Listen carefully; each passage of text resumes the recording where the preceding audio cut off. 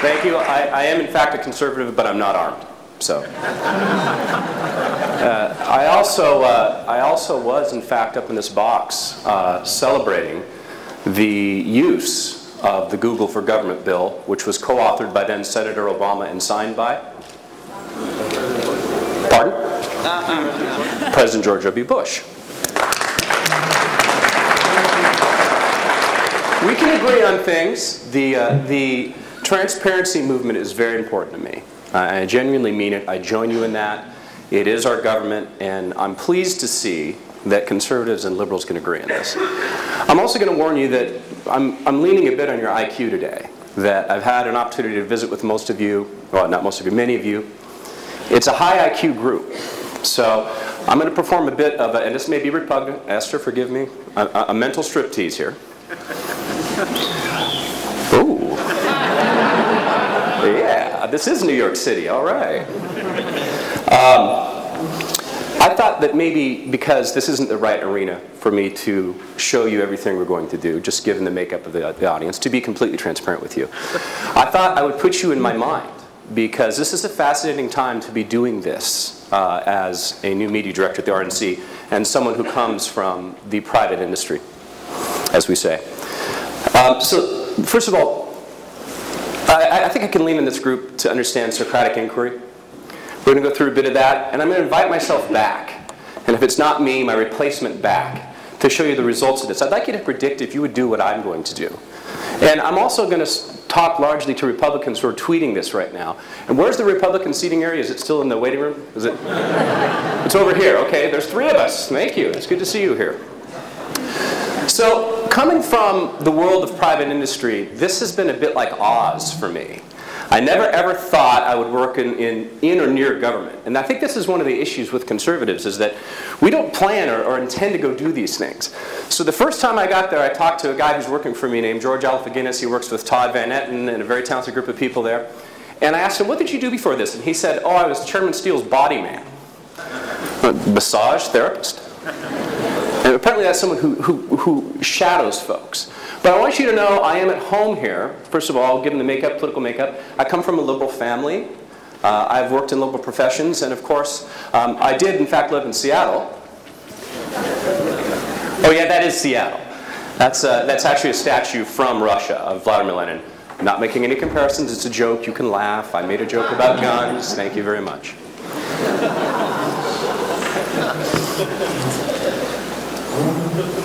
All right. First of all of us, there's a bit of a backhanded comment coming up here. The first one is not backhanded. Great. Okay? We'd be fools to not admit what happened. And what happened was conservatives didn't use the tools. We didn't engage in activism. And I can tell you that's changing. I can tell you that conservatives online are in fact dying to help organize themselves and to be organized. The Obama campaign changed the way community organizing works. The president is a genius at community organizing. I think we can recognize this. I, for one, have not heard enough discussion at this forum about Saul Alinsky.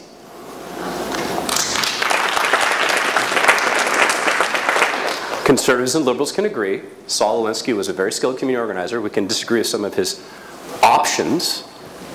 But there's something else I haven't heard enough of. And that is really discussion of the rules of engagement. When I came on board, I wanted myself to understand the rules of engagement in this game. And so I began to notice Google returns on news stories, and I've been noticing this for some time. So I wanted to investigate how this was working, because I know the Google bomb was killed, right? So I went to the very helpful site called Open Left and read a fascinating article by someone named Chris Bowers. And if you're here, sir, I'd love to meet you. The call to have organized left groups and blogs pick the news stories that Google finds has been effective. It works really well. And as I'm going to understand the rules of engagement, I'm making a call out to my 2 friends and the conservatives in the room. We must understand the rules of engagement as they've been laid down. We need to participate, because these are wildly effective. It was pretty difficult to go find a news story that talked about the AMA rejecting President Obama's plan on Google News. I mean, it was a big story, right? It was a little bit less hard to find it on the web. However, the actual newspaper of record is nowhere near the first return. Now, you can put conspiracy theories aside. You can go back and read the article. You can read the goals. And you can decide for yourself if it's working. And conservatives, we need to decide for ourselves if it's working. If these are the rules of engagement, and this is what we're okay with, then maybe we should engage. If we're not okay with this as transparency people, maybe we should disengage with this activity. I leave that to you to decide. Going through the Socratic thing, what would you do if you were me? Chairman Steele said, take the lid off. What would you do if you were me? Where did we eventually arrive to get to the story that the American Medical Association had rejected Obamacare? A not very well trafficked blog. Now, the actual story that the New York Times changed the headline on from AMA to Doctors Group, in fact, carried this story. It was a well-done story. The New York Times is my favorite liberal publication for news. Mother Jones is for investigative journalism. I agree with, or disagree with the conclusions of both. Both well written. So, about all this, there's something else. Something that's missing from the social media grid, as we call it. Is anyone picking up my click signal? Thank you very much. That is that as we go through and look at these news stories as well, this is about the ABC News healthcare special with President Obama, the first story being that he received credit for facing tough questions. And right down here we see the GOP noise machine claims ABC healthcare special flopped. Again, Media Matters is well done, well organized, doing good things to promote themselves. Are they good techniques? I'll let this community decide. What would you do if you were me? How would you engage? If, as conservatives, we intend to play this game, we must understand the rules that have been set. We must understand how Saul Alinsky is being applied. We must also applaud when the president does it well. I did sit in that seat and genuinely applaud, and I will continue to, and I will make a little bit of news today. And the comms people don't know this, so if I get fired, forgive me for being utterly transparent. I can't wait to bring in that data today to our new website and have Republicans play with a little bit and see what's there. I want us to play in that field. Oops, stay on that slide. So there's something else that's missing from the conversation grid that I stole from Scott Graves. We see a lot represented up there. I don't see anything in there about anti-SEO techniques. Certainly that's become part of social media. I don't see anything in there as well about, I see taste and reputation, or reputation and comment. But I don't see anything that's really calling for an examination of these sort of techniques. And whether or not a political party should advertise on a website that makes fun of a woman for breastfeeding. I'm just trying to understand the rules of engagement. Let's read the Wall Street Journal from a year ago. There's a microphone right there. Did you interrupt another speaker? There's a microphone right there. It's right there. There's right there. You know what, sir? If I were Barney Frank, I'd say, this interview's over. There's a microphone right here. I'd be thrilled to talk to you. Honestly would. Please, ask the question. And sir, did you hear me say it doesn't happen on the other side?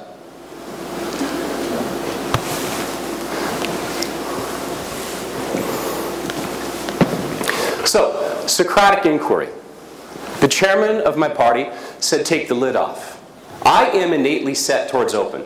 To the consternation of the communications staff at the RNC, I'm innately set on open. I'm innately set to have a conversation with you, sir. I'm innately set to take your point of view and discuss it. So, playing a little bit on the Socratic inquiry. And we can go to the microphones for this because you're going to have 10 minutes to ask me questions. How open would you be taking on this new role, coming from the commercial world where we try to be as open as we can? Open wins. Open wins. Twitter would be very, very boring if it weren't open. It would be a white page that says Twitter if it weren't populated by people's musings. Can a political party really be open? How open can we be? Could we be as open as Twitter? I would love it if we could. Can we be? Would you go there in my job? And exactly how much change would you drive? Right? This is a new thing in politics. It's a new thing in political parties. It's a new thing for the RNC. But I wanted to share a website with you. A website that is not our new website, but something I thought that would amuse you.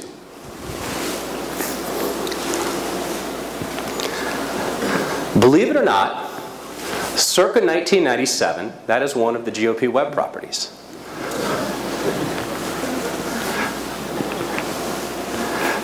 It's difficult to see, Esther, and I'll give you a printout. I actually have one in my bag. It's hanging up as a poster. There's a reason I have this up here. Another screenshot from a little bit later, 1997. If you take my advance cue, thanks.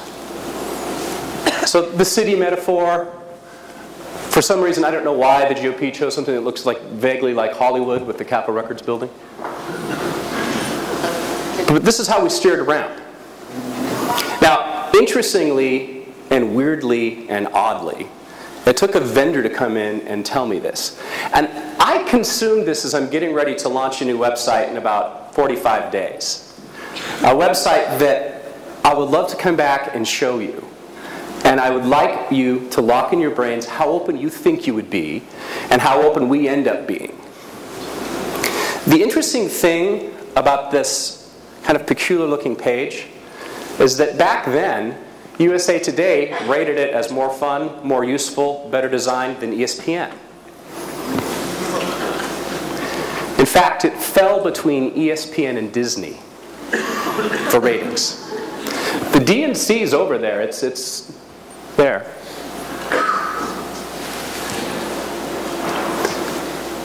To the Republicans, we have been here before. There is nothing genetically stopping us from being good at this. John McCain, the senator, had the buttons. We didn't use them. It will be up to us to engage in the activism that the new left and President Obama has shown us to be so effective. It will be up to us to go buy a copy of Rules for Radicals. Please buy a used copy. It will be up to us to adopt the techniques. And to this community, I would say it's up to us to maybe begin to discuss some of these other transparency issues. I do think they're transparency issues. I do think that, I don't want to try to censor, I'm anti-censorship to the extreme. But I would like us to examine ourselves the rules of engagement. And sir, I'm happy to examine them with you.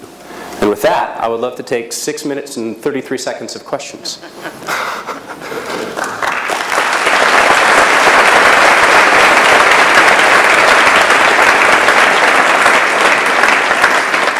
Honestly, thank you. I appreciate it. Thank you.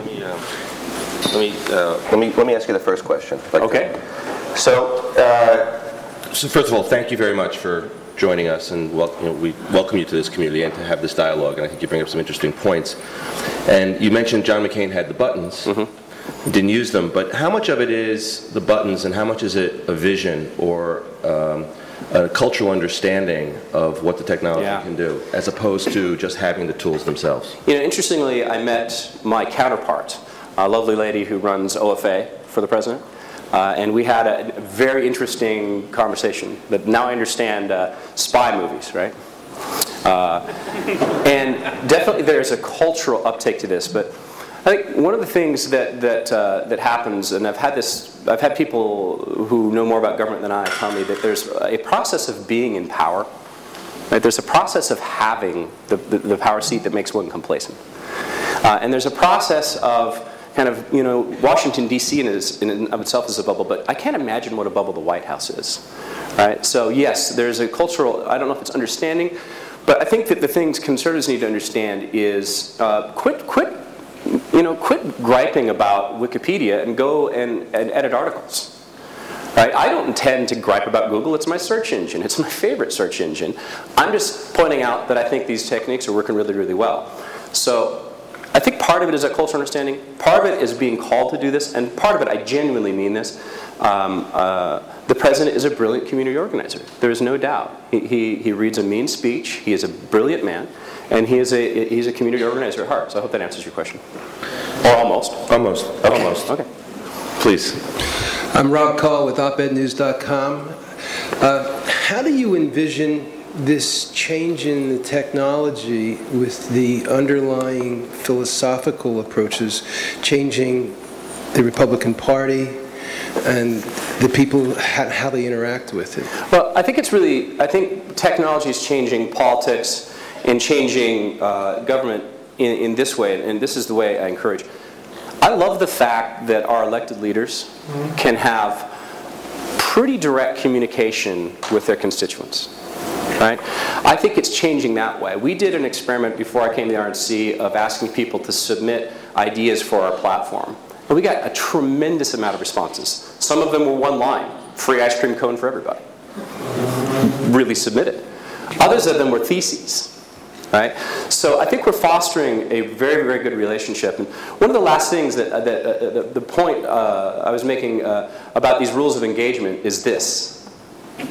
Right? I think those things are at risk when I tweet and people want to play gotcha. So I think we can have this back and forth and we can have this communication and we can encourage it.